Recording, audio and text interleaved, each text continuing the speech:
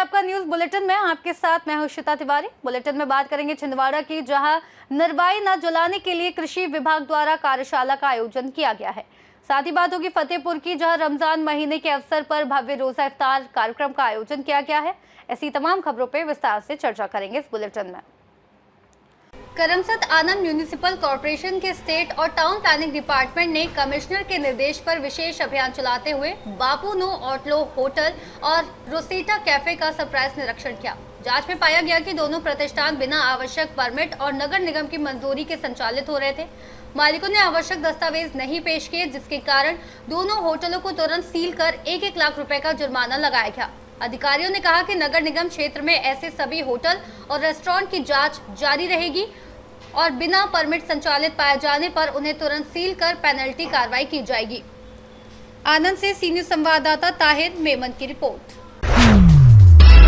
कृषि विभाग ने जनपद पंचायत जुन्नारदेव के सभा कक्ष में नरवाई न जलाए धरती को बचाए विषय पर कार्यशाला का आयोजन किया, जिसमें ग्राम पंचायत के सचिव, सोसाइटी समिति के संचालक, वन विभाग के अधिकारी एवं कर्मचारी उपस्थित रहे। किसानों को गेहूं की फसल को ऊपर से काटने और खेतों में जलाने से बचने के लिए हिदायत दी गई, क्योंकि ऐसा करने पर उनकी उपज कम हो सकती है और नियमों के उल्लंघन पर एफआईआर दर्ज हो सकती है। इस अवसर पर जुन्नारदेव तहसीलदार राजेंद्र, एसडीओ प्रमोद, जुन्नारदेव थाना प्रभारी और वरिष्ठ कृषि विस्तार अधिकारी एसएस मरकाम ने सोसाइटी संचालक और ग्राम सचिवों को कार्यशाला के माध्यम से जागरूक किया। छिंदवाड़ा से सीनियर संवाददाता वीरेंद्र अग्रवाल की रिपोर्ट। जनपद फतेहपुर की राया सादात में पूर्व प्रधान पप्पू कुरैशी ने मस्जिद रिसालदार में पवित्र रमजान माह के अवसर पर भव्य रोजा इफ्तार कार्यक्रम आयोजित किया, जिसमें हजारों रोजेदारों ने एक साथ इफ्तार कर भाईचारे और एकता का संदेश दिया। इस मौके पर साइबर जर्नलिस्ट एसोसिएशन के प्रदेश अध्यक्ष शहनशाह आबदी, प्रयागराज के मौलाना सैयद खादिम अब्बास जैदी, असद अनवर, अजहर अनवर, आसिफ अनवर, आमिर अनवर, रफी अहमद और नौशाद अनवर शामिल होकर अमन चैन की दुआएं की। कार्यक्रम में क्षेत्र के गणमान्य लोग, सामाजिक कार्यकर्ता और बड़ी संख्या में स्थानीय नागरिक उपस्थित रहे और मौलाना ने मुल्क में अमन चैन, खुशहाली और तरक्की की दुआ की। पूर्व प्रधान पप्पू कुरैशी ने कहा कि रमजान आपसी भाईचारे, रहमत और इंसानियत को पैगाम देता है और ऐसे आयोजनों से समाज में एकता और सौहार्द मजबूत होता है। कार्यक्रम पूरी व्यवस्था और अनुशासन के साथ संपन्न हुआ, जिसमें सभी रोजेदारों के लिए विशेष इफ्तार की व्यवस्था थी। फतेहपुर से सीनियर संवाददाता शहनशाह आबदी की रिपोर्ट। सनावत में वाटर वर्क्स बांध के पास आज सुबह करीब 9:30 बजे पानी में एक युवक का शव मिलने से क्षेत्र में सनसनी फैल गई। मौके पर काम कर रहे कर्मचारी अनवर खान ने पुलिस को सूचना दी, जिसके बाद थाना प्रभारी धर्मेंद्र यादव टीम के साथ पहुंचे और गोताखोरों की मदद से शव बाहर निकाला गया। बांध के किनारे मृतक के कपड़े और जूते भी मिले। मृतक की पहचान ढकल गांव निवासी सुखराम पिता श्याम लाल के रूप में हुई है, जो एक दिन पहले ही गुजरात से मजदूरी कर घर लौटा था और सुबह घर से निकला था। बच्चों द्वारा शव देखे जाने पर सूचना दी गई थी। पुलिस ने पंचनामा कर शव को पोस्टमार्टम के लिए सिविल अस्पताल भिजवाया है और मामले की जाँच जारी है। बेटा क्या नाम है तेरा? लोके। ये जो मृतक है तेरे पप्पा? तेरे पप्पा है? हाँ। ये जिनका जो मृत्यु हुई, जिनकी क्या नाम है इनका? पापा। घर में कितने लोग हैं अपने? घर में परिवार में कितने लोग हैं? 7-8 लोग हैं। तेरे तुम दो कितने भाई बहन हो तुम? 2 ही भाई है। पापा क्या करते थे बेटा? ये पापा काम करने जाते हैं, धाड़की करते हैं। धाड़की कहाँ गए थे धाड़की करने? गुजरात। कब आए थे वहां से? परुका दिन। और घर से कब से निकले थे ये? सुबह 8 बजे। मोटरसाइकिल लेके निकले थे? हाँ। उसके बाद जानकारी नहीं थी कि कहाँ गई है? नहीं। चलो बाबा। तो अभी आज जब सूचना मिली थी तब मालूम पड़ा कि ये अपने इस तरह का डूब जाएगी? हाँ, सर ने लगाया था। मैं भी क्या इंदौर से आ रहा था जस्ट। पूरा नाम क्या है इनका? पिता का नाम? इनके पिता का नाम क्या? दादाजी का नाम? दादा श्यामा दादा। कौन सी जाति के हो? नाल। सरनेम क्या लिखते हो? सरनेम क्या नाम है? शोएब, ये जो बंधन के अंदर एक शव निकाला, क्या हुआ था? कैसे क्या दिखाई दिया था वो? ये नहाने गए थे वो बच्चे, मतलब हाँ। तो ये मतलब वहाँ बच्चे नहाने गए थे, उसको औंधा पड़ा हुआ था, मुँह के बल पड़ा हुआ था। तो आपको कैसे मालूम पड़ा? ये बच्चों भगते हैं, बच्चों ने आके बोला कि मतलब वो डूबा हुआ पड़ा हुआ, मतलब फिर हम 3 जन गए, मतलब उसको निकाला, मतलब बाहर, मतलब पुलिस ने बोला था। जी मुझे बोला था, हमने निकाला उसको। तो क्या शिनाख्त हुई थी उसकी? के उसको निकाला बाहर, मतलब उसकी बॉडी को मतलब कपड़ा वपड़ा उड़ाया, अकड़ा हुआ था पूरा। अकड़ा हुआ था पूरा, दोनों हाथ अकड़े हुए थे और वो मच्छरों। खरगोन से सीनियर संवाददाता नीलेश महाजन की रिपोर्ट। कोटा शहर पुलिस का वार्षिक निरीक्षण पूरा होने पर एडीजी कार्मिक बीजू जॉर्ज जोसेफ ने पुलिसिंग की तारीफ की और उच्च अंक दिए। 4 दिन चले इस हाई प्रोफाइल इंस्पेक्शन में रिजर्व पुलिस लाइंस में जवानों की ड्रिल, थानों और सर्कल ऑफिस में लंबित मामलों का निपटान, बैरकों और मेस की गुणवत्ता का निरीक्षण और अभय कमांड सेंटर से सुरक्षा व्यवस्था का मूल्यांकन शामिल था। एडीजी ने जवानों की समस्याएं सुनकर मौके पर ही समाधान के निर्देश दिए और अनुशासन को 100 में से 100 अंक देकर सराहा। कोटा से सीनियर संवाददाता सुरेश कुमार पटेरिया की रिपोर्ट। नलखेड़ा नगर में काका स्कूल के पीछे मधुमक्खियों के बड़े छत्ते से स्थानीय लोगों में दहशत का माहौल है। क्षेत्र निवासी श्री भैया ने बताया कि उनके घर के पास बने इस छत्ते के कारण आए दिन मधुमक्खियां हमला कर रही हैं, जिससे उनके परिवार और छोटे बच्चों की जान को खतरा बना हुआ है। हाल ही में खुद श्री भैया को भी मधुमक्खियों ने काट लिया। उन्होंने स्कूल प्रबंधन और प्रशासन को इसकी जानकारी देते हुए जल्द कार्रवाई की मांग की है, ताकि किसी बड़े हादसे से बचा जा सके। ये मैं तेजस रिपोर्टर से इमरान लाला।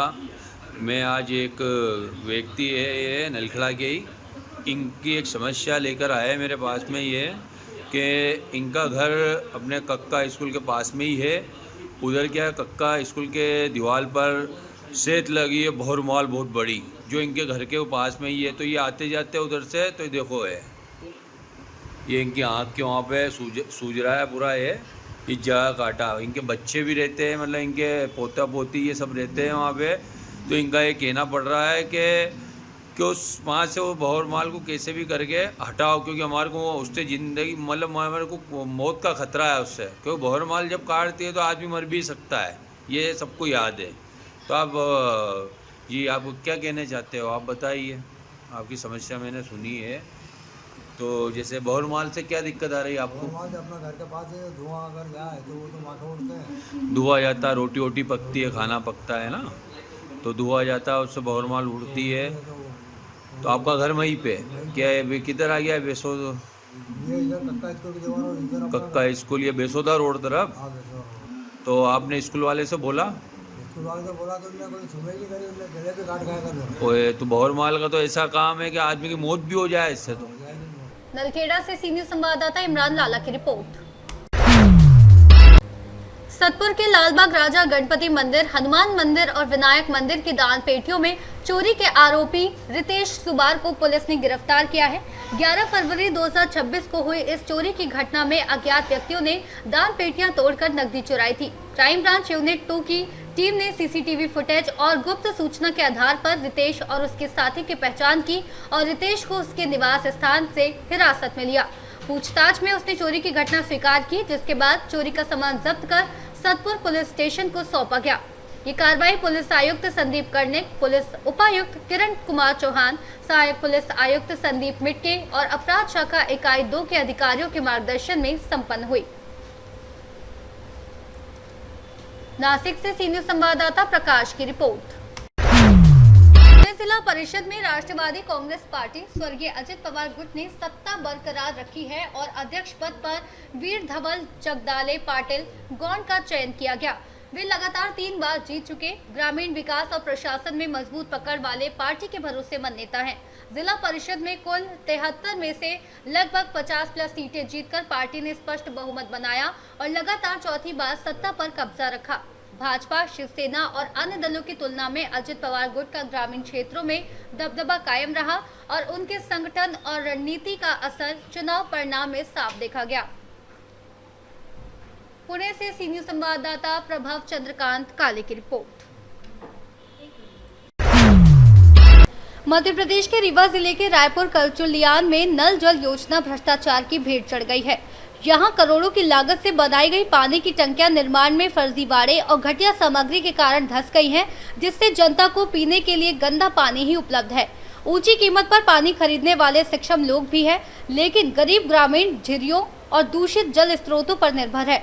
योजना के सफल होने का दावा प्रशासन द्वारा किए गए झूठे रिपोर्टों में दिखाया गया, जबकि वास्तविकता में महिलाएं सिर पर डिब्बे लेकर मीलों भटक रही हैं।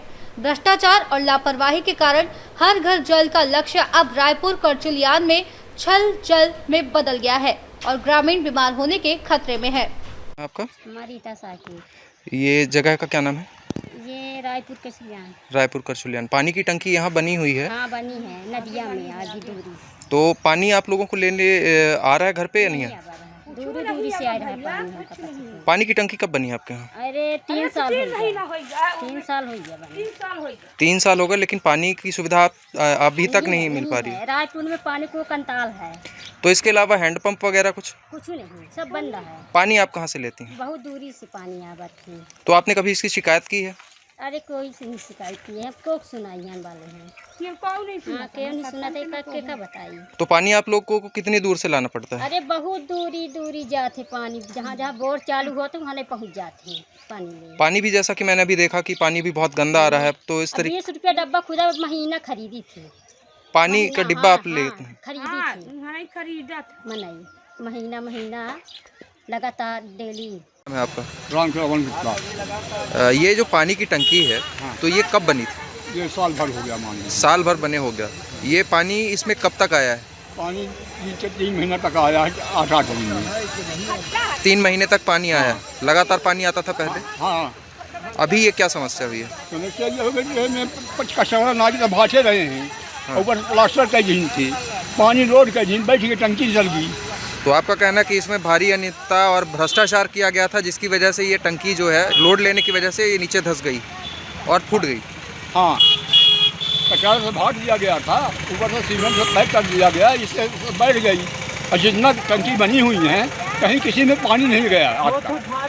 खड़ी हुई है, जितनी पानी की टंकी बनी है, पानी कहीं नहीं जा रहा है? कहीं नहीं गया। क्या मांग करते हैं आप? हम तो ये चाहते हैं कि रायपुर की टंकी चालू की जाए। पानी जो आप लोग पानी पीने के लिए कहाँ से लाते हैं? पानी और क्या? पिया करें, जब हुआ है कि मंगई बोर कराए और कहीं दूर से ले जाते, थाना में है, थाना में बोर है, उससे पानी लोग ले जाते हैं, पीते हैं।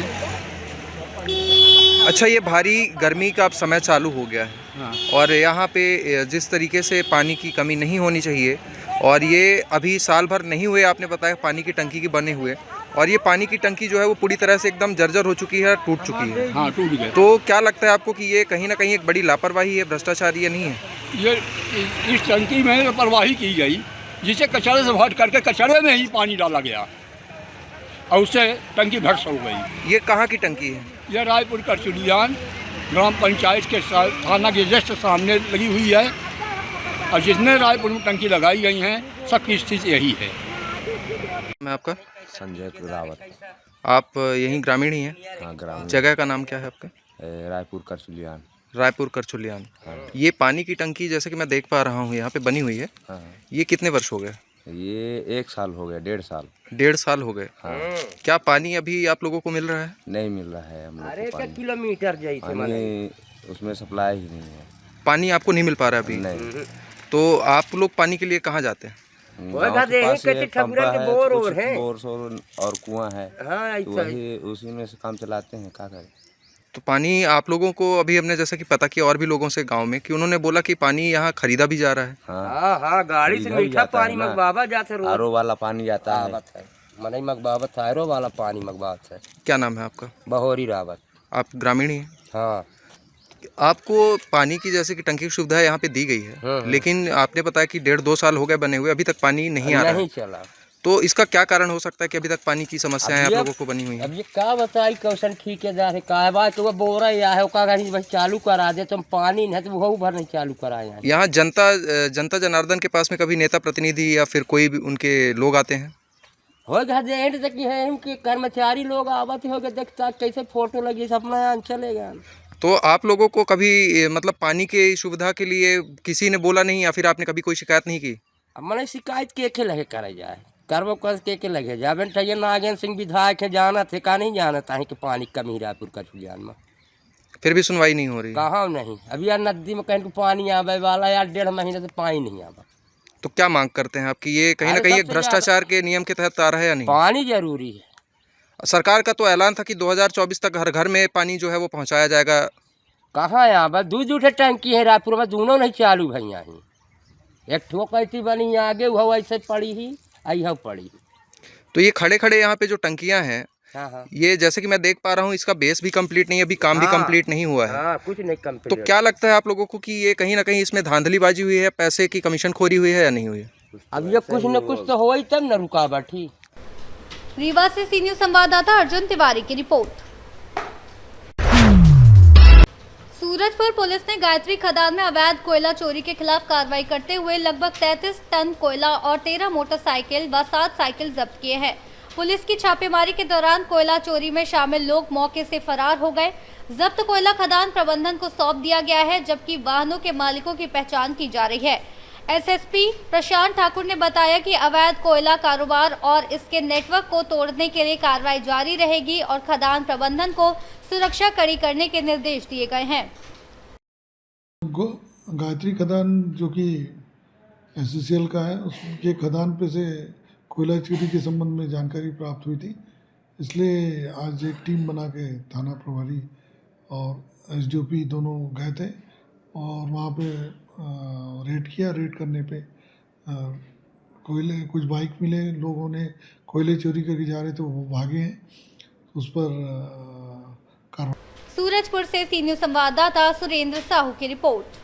न्यूज़ बुलेटिन में फिलहाल के लिए बस इतना ही। बाकी खबरों को जानने के लिए देखते रहिए सी न्यूज़ भारत।